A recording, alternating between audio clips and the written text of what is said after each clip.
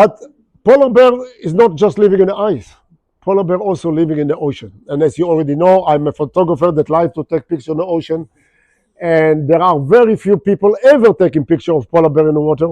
And I decided to make the adventure to take pictures in the water. There is a lot of stigma about polar bear. The danger, the risk, and how powerful they are and all the rest of it.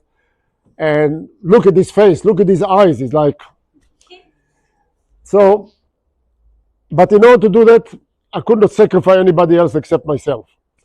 And about 2004, 2005, no, 2001, 2002, I went by myself to Canada, backpacking camera with a dream, with a vision, and I found 3 other backpackers out there, and I asked them if they want to join me to do that.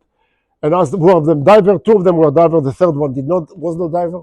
And they said, yeah, they're interested to try to do it, and they will be my buddy. We find an Inuit guide, we went diving, went on the boat, 2 or 3 days till eventually find polar bear close to the boat. And what happened is, when we saw the polar bear, I asked one of the 2 guys who wants to go with me. They put a luck between them, and one of them decided it will be the second one. Dress up, I go to the water, we make a decision what to do. I jump to the water, and then the second one's supposed to come behind me. And I am now in the front of the polar bear, almost like the last row of the people there. About what we have, about 7-8 meters. Polar bear there, I'm here. The person is supposed to come. But about 1 minute later, nobody's by my side. And I look to my left, nobody there. I look to my right, nobody there. I look back. The boat was behind me, and the person was still attached to the boat. What happened is when he went to the water, the tank got loose on his BCD. So they had to bring him back to the boat to attach it. They could not do it in the water because he's very heavy. He has 35 pounds on his waist, dry suit, and camera. And I have 35 pound waist on my waist. I have camera in my hand, tank on my back. What do I do now? To swim to the boat?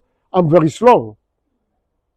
But what I know, and what I did the research, if I'll go diving far enough, fast enough, below 10 meters, which is 1 atmospheric pressure, I can be ahead of the polar bear. Polar bear does not have the ability to equalize. Anybody here swimming, free diving? You know when you go diving, you need to, if you go more than 10 meters, you need to equalize. Polar bear cannot do that. Polar bear, according to science, because of his body weight and fat, will not dive deeper than 10 meters. Polar bear, because of his fur, the amount of water it holds, cannot dive the 10 meters.